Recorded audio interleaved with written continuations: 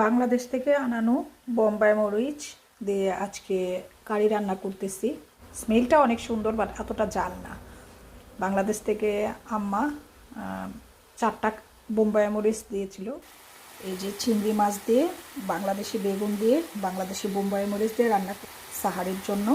এই যে বাংলাদেশি যে লম্বা যে বেগুনগুলা, সেগুলা দিয়ে বেগুনি কালারের চিংড়ি দিয়ে রান্না করতেছি বোম্বাই মরিচ দিয়ে।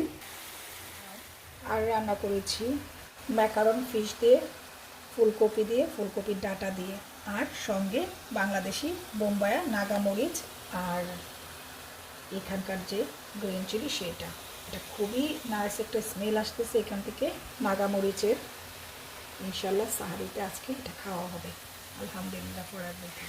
তো চিংড়ি মাছটা আমার মশলার মধ্যে কষানো হয়ে গিয়েছে। আমি এখন এর মধ্যে বোম্বাই মরিচটা দিব না, মানে নাগা মরিচটা পরে দিব নামানোর আগে। আর এখন আমি এখানে ভাজা বাংলাদেশি যে বেগুন সেটা দিয়ে দিচ্ছি। আমি এটা ভেজে নিয়েছি।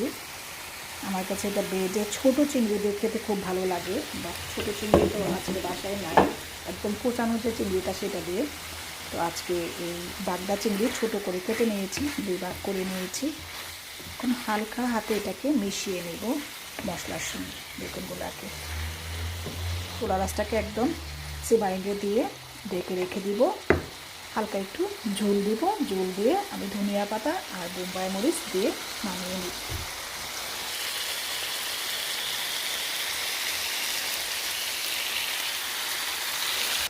এখন একটু হালকা ঝোলের পানি দিয়ে দিলাম।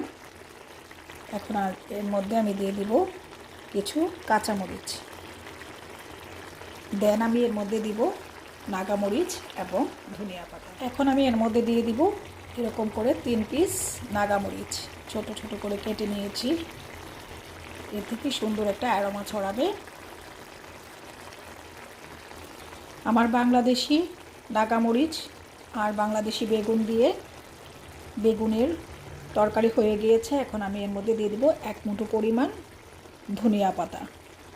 এখন আমি চুলাটাকে অফ করে দিয়ে ঢেকে রেখে দিব। এই তো হয়ে গেল আমার খুবই মজার বাংলাদেশি লং বেগুন আর নাগামরিচের কারি। এটা মাখো মাখো ঝোল থাকে, এটা আমাদের খুবই পছন্দের।